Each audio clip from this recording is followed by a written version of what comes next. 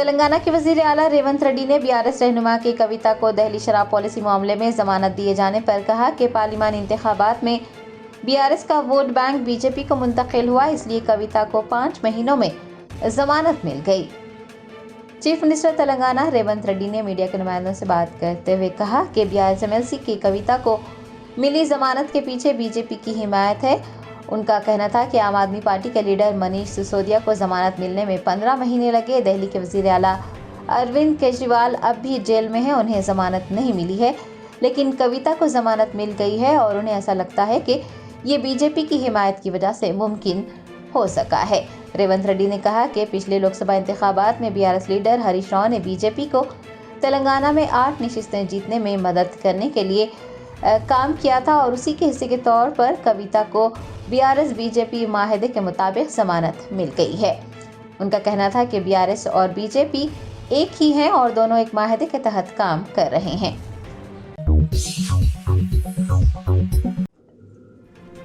दिल्ली शराब पॉलिसी मामले में 5 महीनों से ज्यादा अरसे तक अदालती तहवील में रहने के बाद रिहा होने वाली बीआरएस एमएलसी की कविता शहर हैदराबाद पहुंची। पार्टी कायदीन और कारकुनान ने उनका पुरतपाक इस्तकबाल किया।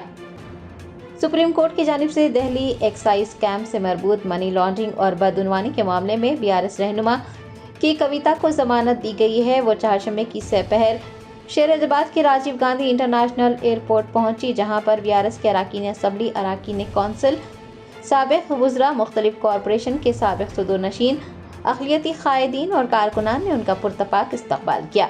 दरियासना अक़लियती कायदीन और साबिक सदरनशीन वो दीगर ने शमशाबाद एयरपोर्ट से तेलंगाना भवन तक एक अजीमुशान रैली निकाली कि कविता एक शानदार रैली की शक्ल में पार्टी दफ्तर तेलंगाना भवन पहुंची। हैदराबाद रवाना होने से कबल दिल्ली में मीडिया के नुमाइंदों से बात करते हुए कि कविता ने कहा है कि इंसाफ के लिए वो अपनी लड़ाई जारी रखेंगी।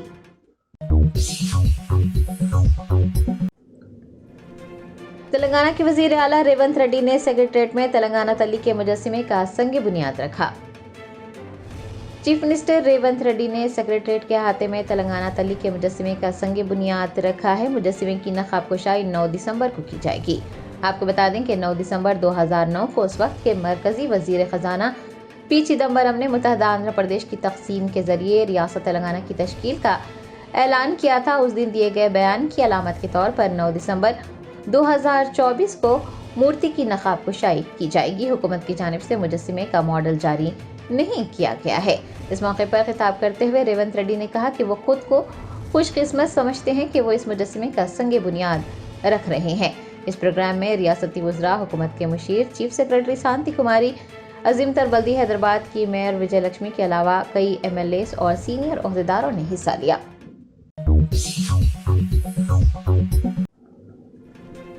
कुल-हिंद मजलिस इत्तेहादुल मुस्लिमीन के सदर व हैदराबाद एमपी बैरिस्टर असदुद्दीन ओवैसी ने सरकारी उर्दू मीडियम स्कूलों के तुलबा व तालिबात में एजुकेशनल किट्स तकसीम किए।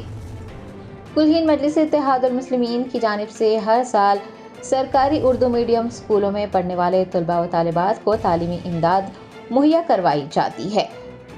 आज कुल-हिंद मजलिस इत्तेहादुल मुस्लिमीन के सदर व हैदराबाद एमपी बैरिस्टर असदुद्दीन ओवैसी ने पार्टी के मरकजी दफ्तर दारुस्सलाम में तुलबा में एजुकेशनल किट्स की तकसीम अमल में लाई। वाज़ेह रहे कि कुल-हिंद मजलिस इत्तेहादुल मुस्लिमीन की Majlis charities educational and relief trust के ज़ेर एहतमाम सरकारी उर्दू मीडियम स्कूलों के 14,000 तुलबा में तालीमी मवाद तकसीम किया जाएगा।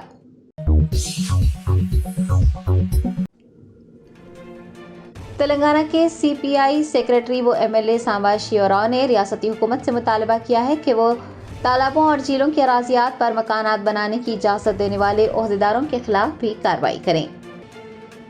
सीपीआई के रियासती सेक्रेटरी व कुत्तागुड़म एमएलए सांबा शिवराव ने एक प्रेस कॉन्फ्रेंस से खिताब करते हुए मुतालबा किया कि हुकूमत तालाबों की अराजियात पर गैर मजाज कब्जों के जरिए तामीरात पर फौरी तौर पर वाइट पेपर जारी करे और उन ओहदेदारों के खिलाफ भी कार्रवाई करे जिन्होंने तालाबों और झीलों की अराजियात पर मकानात बनाने की इजाज़त दी है। सांबा शिवराव का कहना है कि वो तालाबों की बहाली चाहते हैं। उन्होंने तजवीज़ पेश की है कि हाइड्रा फहरिस्त को जारी करे कि हैदराबाद के जुड़वा शहरों में कितने तालाबों और झीलों की अराजियात पर गैर मजाज कब्जे करते हुए मकानात तामीर किए गए हैं। उनका कहना था कि तालाबों और झीलों की अराजियात पर गैर मजाज तामीरात करने वालों को हाइड्रा से खौफजदा होने की ज़रूरत है। प्रेस कॉन्फ्रेंस में कौमी कायदीन व दीगर ने भी हिस्सा लिया। భూమి సమస్య, భుక్తి సమస్య, అందువలన ఇది ఆ పేరు చెప్పి భయపడుతూ ముస్లిమ్స్ కూడా వ్యతిరేకించరు నాకు తెలిసి. ఇది ఒక ముస్లింలకు వ్యతిరేకంగా అని అంటే తప్పైంది. ముస్లింలకు వ్యతిరేకం కాదు కదా. భూస్వామ్య వ్యవస్థ పైన తిరుగుబాటు భారతదేశంలో ఉన్న అన్ని సంస్థానాల్లో కూడా అగ్రగామి పోరాటం ఇక్కడ జరిగింది. అందువలన దాన్ని ఖచ్చితంగా గుర్తించాలని మేము ప్రభుత్వాన్ని డిమాండ్ చేస్తూ, అదే పద్ధతుల్లో ఇంకా ప్రభుత్వం అనేక వాగ్దానాలు చేసింది. ఆ వాగ్దానాలను క్రమ పద్ధతుల్లో చిన్నగా దాన్ని ఒక ఆర్డర్లీగా పెట్టుకుని ఆ వాగ్దానాలన్నింటినీ కూడా పరిష్కారం చేయవలసిన బాధ్యత ఉందని తెలియజేస్తూ, ఆ పద్ధతుల్లోనే ఇంతకుముందు నేను చెప్పినట్లుగా ఈ హైడ్రాకు సంబంధించి లిస్ట్ అవుట్ మాత్రం ఇమీడియట్ చేయాలి. అందులో ఎంత పెద్దలైన ఉన్నాయి, పాత బస్తీ పెద్దలు ఉన్నాయి, లేకపోతే ఇంకా ఓవైసీలు ఉన్నాయి, లేకపోతే ఇంకా సినిమా యాక్టర్లు ఉన్నది, ఎవరైనా ఉంది. దాని మీద మీరు ఒక క్లియర్ కట్గా గ్యారంటీతో ఒక క్లారిటీతో రావాలి. అదే సమయంలో పేదవాళ్ళకి భరోసా ఇవ్వాలని కోరుతూ మీ అందరికీ నమస్కారం. चीफ मिनिस्टर रेवंत रेड्डी ने कहा है कि तालाबों, झीलों और नालों के अराजी पर तामीरात करने वालों को बख्शा नहीं जाएगा। हाइड्रा अपना काम करेगी। रेवंत रेड्डी ने मीडिया के नुमाइंदों से बात करते हुए कहा कि बहुत सी मशहूर शख्सियतों और सियासतदानों ने FTL और बफर जोन में फार्म हाउस बनवाए हैं। फार्म हाउस बनाने वाली शख्सियात ने सीवरेज को उस्मान सागर और हिमायत सागर में बहाने का काम किया है।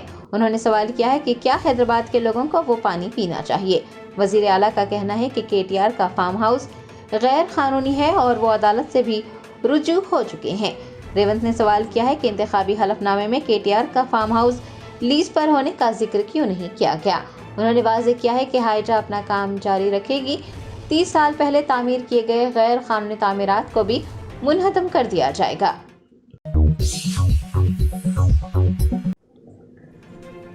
बीजेपी लीडर माधवी लता ने कुल हिंद मजलिस इत्तेहादुल मुस्लिमीन पर हाइड्रा से तवज्जो हटाने के लिए फिरका परस्ती का खेल खेलने का इल्ज़ाम लगाया है। हैदराबाद हल्के की कंटेस्टेड MP माधवी लता ने मीडिया के नुमाइंदों से बात करते हुए पुराने शहर के रक्षापुरम इलाके में एक जहनी मरीज की जानिब से मंदिर पर पथराव करने के वाक़े को लेकर कुल हिंद मजलिस इत्तेहादुल मुस्लिमीन को तनकीद का निशाना बनाया। उन्होंने कहा कि जब जब रियल एस्टेट की इमारतों की हिफाजत का मसला होता है तब फिरका वाराना कशीदगी पैदा करने की कोशिश की जाती है। माधवी लता ने ओवैसी बरादरान पर हाइड्रा की सरगर्मियों से तवज्जो हटाने और अपनी इमारतों को बचाने के लिए फिरका परस्ती का खेल खेलने का इल्ज़ाम लगाया और शदीद तनकीद की। Asaduddin Owaisi appeals against clearance of encroachment in Suraram Charu। क्यों भाई, क्यों गाली करवाना हाइड्रा को? क्यों गाली करवाना तुम्हारे जगह से? तुम क्या ऊपर से नीचे उतरे? अरे तुम तो टैक्स तक नहीं भरते, हम लोग टैक्स भी भर लेते हैं। एक टैक्स का पैसा ऐसे लेकर तुम इस जगह पे नहीं बना सकते खाकर। पूछती हूँ GHMC का फंड्स कहाँ जा रहे भाई? साउथ जोन को तो सबसे ज्यादा फंड्स मिलता है GHMC से। बस इसी को बचाने का काम था। एक बहन सा तो हमने देख लिया है, वक्फ बोर्ड का जमीन हड़पने के लिए कितना बड़ा दहश मचा इन लोगों ने, भाई दोनों मिलकर। लेकिन अब की बार ये नहीं चलेगी।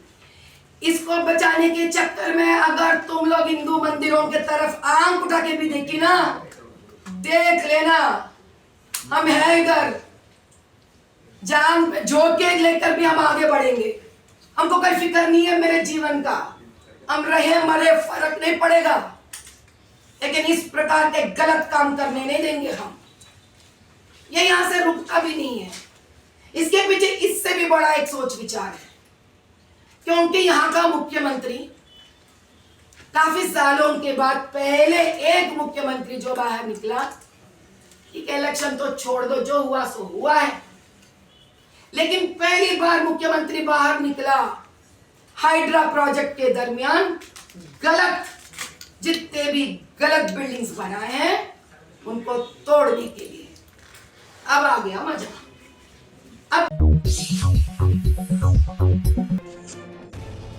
BC welfare minister Poonam Prabhakar ने विमलवाड़ा के दौरे के मौके पर कहा है कि मंदिर की तरक्की के लिए जल्द ही संग बुनियाद रखा जाएगा।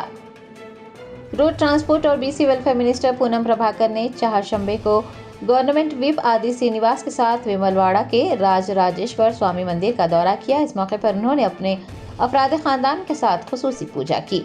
अपने खिताब में रियासती वजीर ने कहा कि मंदिर की तरक्की के लिए जल्द ही वैदिक स्कॉलर्स व दीगर की मुशावरत से संग बुनियाद रखा जाएगा। पूनम प्रभाकर ने तिरुमला की तर्ज पर विमलवाड़ा में भी नीति अनादाना प्रोग्राम मुनक्किद करने का ऐलान किया और अहले खैर हजरात से ताउन करने की भी ख्वाहिश की। उन्होंने कहा है कि अकीदतमंदों की सहूलत के लिए हॉस्टल्स भी तामीर किए जाएंगे। ఆ ఇన్ఫ్రాస్ట్రక్చర్ ఆ బంగ్లా ఇవన్నీ నిర్మాణం చేయడానికి గౌరవ ముఖ్యమంత్రి గారిని కూడా చిరకాలం జ్ఞాపకం ఉంచుకునే విధంగా ఆ నిత్యాన్నదాన సత్ర భవన నిర్మాణం ప్రభుత్వం తరఫున చేసే విధంగా మా ఇద్దరం కలిసి ఆ ఏర్పాటు చేయడానికి సంకల్పం తీసుకున్నాం।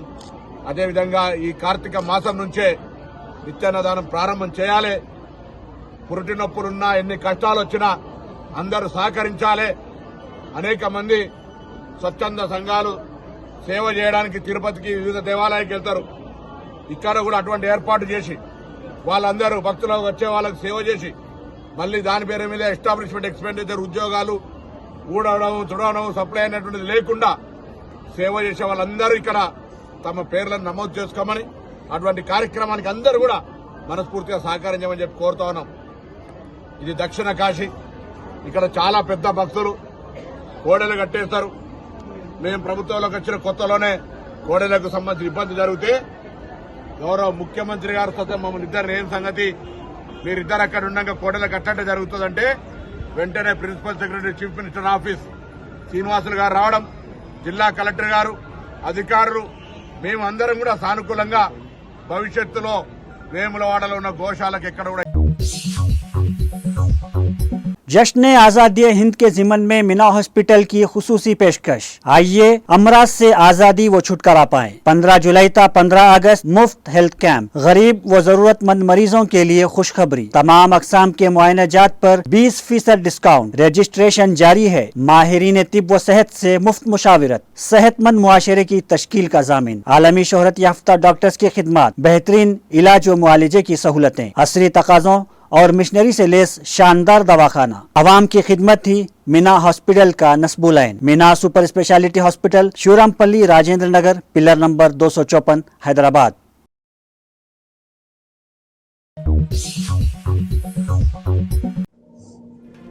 बीआरएस एमएलए जगदीश रेड्डी ने एमएलसी के कविता को जमानत मिलने पर बीजेपी और कांग्रेस की जानिब से किए जा रहे तबसरों पर नाराजगी का इजहार करते हुए कहा कि बीआरएस पार्टी किसी में जम नहीं होगी। दिल्ली शराब पॉलिसी मामले में सुप्रीम कोर्ट ने के कविता को जमानत दे दी है। कांग्रेस और बीजेपी की जानिब से बीआरएस और बीआरएस के सदर केसीआर को तनकीद का निशाना बनाया जा रहा है और ये कहा जा रहा है कि भारत राष्ट्रीय समिति भारतीय जनता पार्टी में जम हो जाएगी। साबिक वजीर व सिद्दीपेट रुकने असम्बली जगदीश रेड्डी ने मीडिया के नुमाइंदों से बात करते हुए कविता को जमानत दिए जाने के बाद बीजेपी और कांग्रेस की जानिब से किए जा रहे तबसरों पर अपने रद्दअमल का इजहार किया। तबसरों पर तनकीद की और कहा कि दोनों जमातें अपने तबसरों के जरिए सुप्रीम कोर्ट को गुमराह करने का काम कर रही हैं। उन्होंने वाज़ेह किया है कि कांग्रेस बीजेपी में जम होगी, बीआरएस किसी पार्टी के साथ जम नहीं होगी। केसीआर मोदी और राहुल के मुतबादिल हैं। లేదా ఇది నెంబర్ 1 అయితే ఈ కేసు ఎక్కడ ఏ చిన్న ఆధారం లేకుండా ఎక్కడ ఒక రూపాయి మాది నష్టం జరిగింది అని ఎవరు కాంప్లైంట్ ఇవ్వకుండా మా డబ్బులు ఏదో బ్యాంకుల నుంచి ఎవరో తీసుకుంటారని ఇంకోరు చెప్పకుండా లేదా ఎటువంటి నగదు దొరకకుండా ఈ పలానా బ్యాంక్ నుంచి పలానా బ్యాంక్కి ఏదైనా అక్రమంగా ట్రాన్స్ఫర్ అయిందనే ఒక ఆధారం లేకుండా ఏది లేకుండా మూపబడ్డ కేసు కేవలం పార్లమెంట్ ఎలక్షన్ల సందర్భంలో ఇక్కడ కేసీఆర్ గారిని అక్కడ కేజ్రీవాల్ గారిని ఇబ్బంది పెట్టడం కొరకు మోడీ అండ్ కో కలిసి చేసిన కుట్రలో భాగంగా వచ్చిన కేసు తప్ప ఇది వాస్తవానికి ఏం ఆధారాలు లేవు. నిన్న మనం చూసినాం సుప్రీంకోర్టులో వాదనల సందర్భంలో సిబిఐ ఈడీకి సంబంధించిన న్యాయవాదులు ఏ రకంగా ఇబ్బంది పడ్డారో మాట్లాడడానికి చెప్పడానికి ఆధారాలు లేని ఆధారాల కొరకు ప్రయత్నం చేసి ఎట్లా వాళ్ళు సతమతమైన మనం చూసాం. వాస్తవానికి పట్టపగలు దొరికి నోట్ల కట్టలతో దొరికిన వాళ్ళేమో బెయిల్ మీద వచ్చి అధికారం చెలాయిస్తారు. ఏ ఆధారం లేని కేసు అక్రమ కేసును పెట్టిన వాళ్ళు బెయిల్ మీద వస్తేనేమో ఈ రకంగా ఏడుస్తున్నారు. వాస్తవం చెప్పాలంటే ఇవాళ కాంగ్రెస్ పార్టీ పరిస్థితి ఎట్లా ఉందంటే మోడీకి బీ టీమ్గా ఉంది తెలంగాణలో కాంగ్రెస్ పార్టీ, తెలంగాణ ప్రభుత్వం మోడీకి బీ టీమ్గా పనిచేస్తూ ఉంది. మొట్టమొదటి బండి సంజయ్ కావచ్చు, కిషన్ రెడ్డి కావచ్చు, బీజేపీ నాయకులు అది ఆలోచించుకోండి. మోడీ మిమ్మల్ని లెక్కపెట్టడం లేదు. ఎప్పటికైనా రేవంత్ అనే మనిషి తెలంగాణలో ఉన్న పద్ధతుల్లో మోడీ గారి వ్యవహారం ఉంది.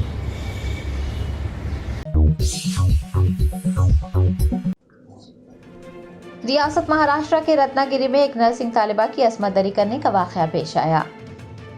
जराये ने बताया कि रत्नागिरी जिले में एक 19 साल नर्सिंग तालिबा के साथ ऑटो रिक्शा ड्राइवर ने मुबैना तौर पर असमत दरी की। ये वाकया पीर को उस वक्त पेश आया जब वो अपने घर जा रही थी। वो एक ऑटो में सवार हुई थी। ऑटो ड्राइवर ने पानी में कुछ दवा मिलाकर उसे दी और वो पानी पीने के बाद तालिबा बेहोश हो गई, जिसके बाद ऑटो ड्राइवर ने उसके साथ ज्यादती की।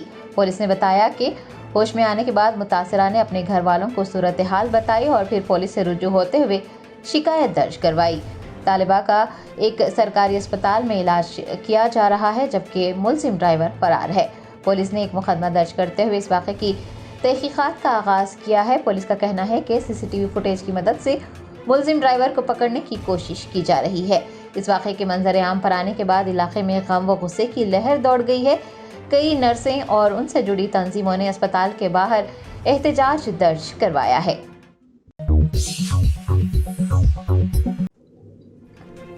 बीआरएस कायद एम ए सलीम ने कागज नगर में बाबा सागर और नाइक पगोड़ा के दरमियान तामीर किए जाने वाले पुल के लिए कुछ रकम मख्तस करने का मुतालबा किया है।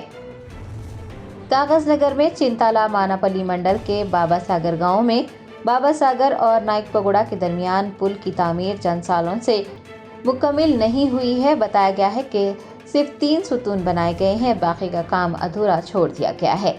बीआरएस रहनुमा एम ए सलीम ने बताया कि पुल की तामीर के लिए असेंबली में पेश किए गए बजट से कुछ रकम मख्तस की जाए तो आवाम को राहत मिलेगी। उनका कहना था कि मौसम बरसात में नाइक पगोड़ा गाँव ज़ेर आब आ जाता है, पानी घरों में दाखिल होता है और नदी में गिरने से 2-4 अमवात भी हो चुकी हैं। बच्चों का स्कूल जाना भी मुश्किल हो जाता है।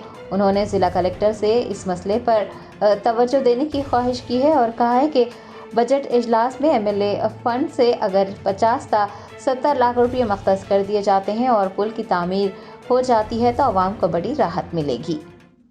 మనవి చేస్తున్నాను, ఎందుకంటే ఇక్కడ ప్రజలకు సాయం చేసిన అడిగారు. ఇంకోటి మన ప్రభుత్వం ఏదైతే మూసీ నది అని అంటున్నారో అది ముచ్చుకున్న నది ఒకప్పుడు పిలువబడేది. మన 1908లో మన మీర్ ఉస్మాన్ అలీ ఖాన్ ఏదైతే హైదరాబాద్కి పరిపాలించిన నిజాం సర్కారు, ఆయన అప్పుడు వరదలు వచ్చి అక్కడ కనీసం 48 గంటలలో 15,000 మంది అక్కడ చనిపోయారు. ఇలాగైనా ఉండి ఓవర్ఫుల్ అయ్యి వాటరు ఆ మూసీ నది అప్పుడు ఆయన ఆడోళ్ళ వేషరదన వేసి అందరికీ సహాయపడి హిందూ సాంప్రదాయంగా ప్రకారం అందరు కలిసిమెలిసి అక్కడ పూజా కార్యక్రమం చేసి అల్లాతోటి దేవులతోటి దీవించి తర్వాత అప్పుడు వచ్చిన వరదలు ఇప్పటి వరకు రాలే. మరి దానికి ఒక సక్రమంగా చేసి విడిచిపెట్టారు, ఇప్పటిదాకా వరదలు రాలే. మళ్ళీ ఇప్పుడు మూసీ నది ఏదైతే మన హైదరాబాద్ నుంచి మన 777 కిలోమీటర్ దూరాన వికారాబాద్ అనే అడవిళ్ళ అనంతగిరి పద్మనాభం ఆలయంలో కోనేరు అనే ఒక వాటర్ ఉంటుంది. అక్కడ నుంచి 30 అడుగుల లోతు నుంచి ఏదైతే నీళ్లు ప్రవేశించి పైకి వస్తుందో కోనేరు దాంట్లో నీళ్లు కలిపి మన 77 కిలోమీటర్ మన హైదరాబాద్కి వస్తుంది. అది అందులో మన హైదరాబాద్కి వచ్చే మూసీ నదికి ఒకవేళ ఈ కట్టడాలు ఇప్పుడు ఏదైతే మన మూసీ నదికి తీసి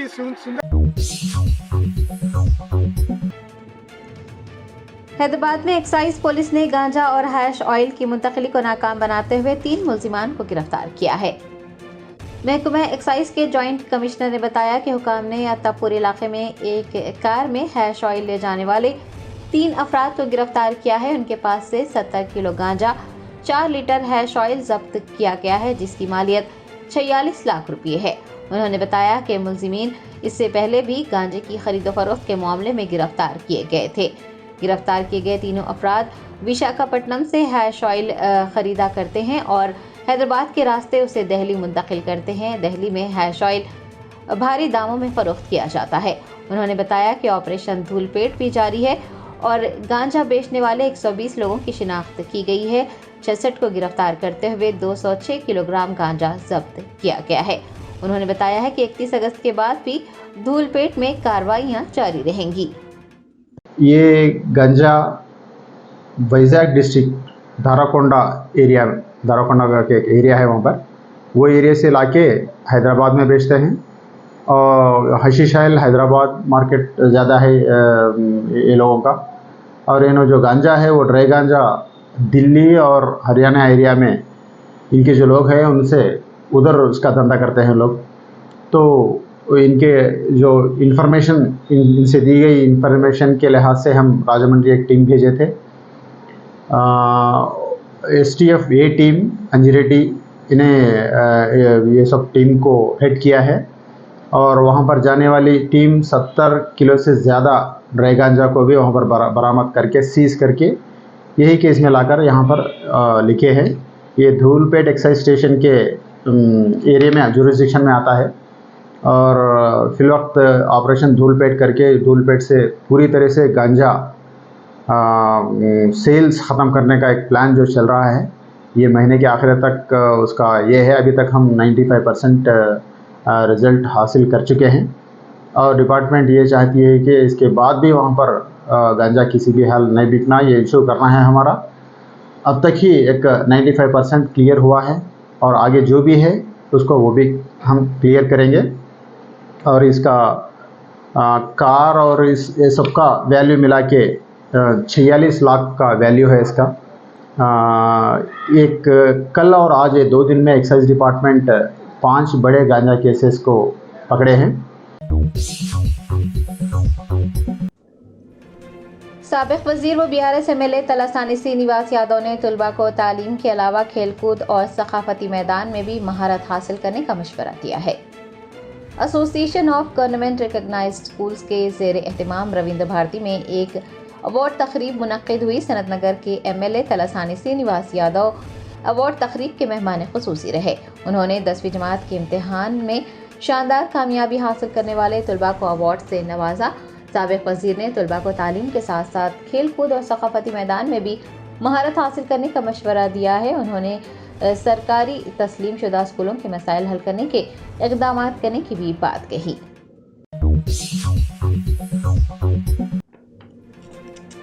नागार्जुन सागर प्रोजेक्ट में सैलाबी पानी के शदीद बहाव को देखते हुए हुकाम ने 12 क्रस्ट गेट खोलकर पानी खारिज किया।